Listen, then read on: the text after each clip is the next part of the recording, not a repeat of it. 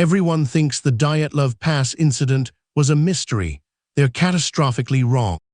The official story, the one you've heard repeated for decades, centers on an unknown compelling force, a convenient label for an unsettling truth.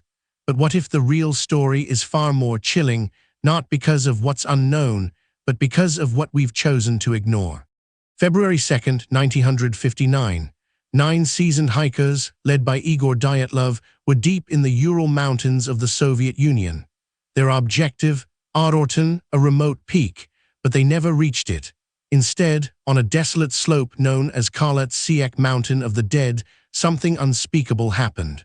When rescue teams finally reached their last campsite weeks later, the scene defied logic. Their tent, inexplicably cut open from the inside, lay abandoned. Belongings were scattered, but most disturbing were the footprints leading away, some bare, some partially clad, all heading into the sub-zero night. 4 bodies were found first, huddled near the remains of a campfire. Yuri Krivonishenko and Yuri Doroshenko, barely clothed, had severe burns.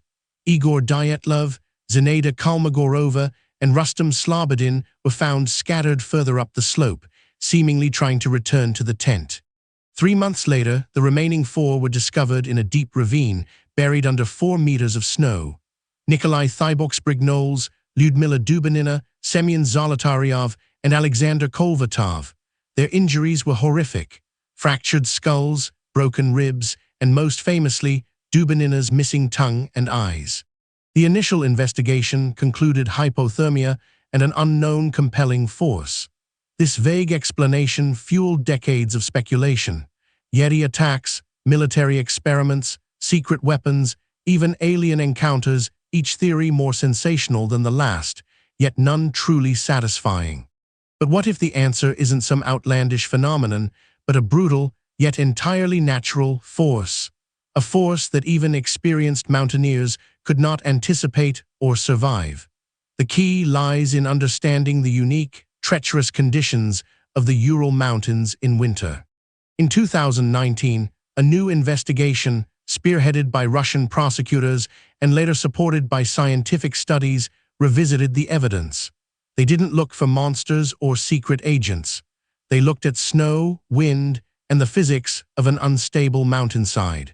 The leading theory now points to a phenomenon known as a slab avalanche, not the roaring, destructive kind you see in movies, but a quieter, more insidious killer. Imagine a weak layer of snow beneath a much denser, cohesive slab. A slight shift, a subtle vibration, and the slab releases. The Dyatlov group had dug their tent into the slope, a common practice to shelter from the wind. But this also meant they were directly beneath a potential snow slab. A sudden, localized avalanche, triggered perhaps by the wind or even their own movements, could have buried their tent in seconds. This theory explains the tent cut from the inside. Trapped, suffocating, the skiers would have desperately slashed their way out. The lack of proper clothing, they likely fled in a panic, believing the entire mountainside was collapsing, prioritizing escape over warmth. The compelling force that caused their injuries, not a monster, but the sheer weight of tons of snow. The blunt force trauma, fractured skulls and ribs, is consistent with being crushed or thrown against rocks by a moving snow mass. What about Dubinina's missing tongue and eyes? This macabre detail has fueled some of the most outlandish theories, but in reality, it's a grim, yet natural, consequence of being submerged in a frigid stream for months, subjected to scavenging animals and natural decomposition. The radiation detected on some of their clothing, it was minimal, consistent with exposure to naturally occurring radon gas in the mountains or contamination from their own equipment, not a secret weapons test. The orange skin and gray hair, a photographic artifact from aged film and exposure to the elements, not a sign of some exotic trauma. The human body, exposed to extreme conditions and decomposition, undergoes profound, often disturbing, changes. This revised narrative strips away the sensationalism, replacing it with a tragedy rooted in natural forces.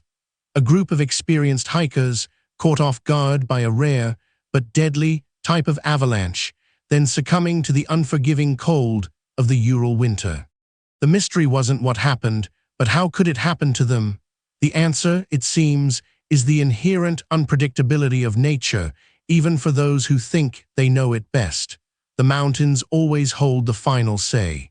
The Dyatlov Pass incident remains a haunting tale, but its true horror isn't in some fantastical monster or secret experiment.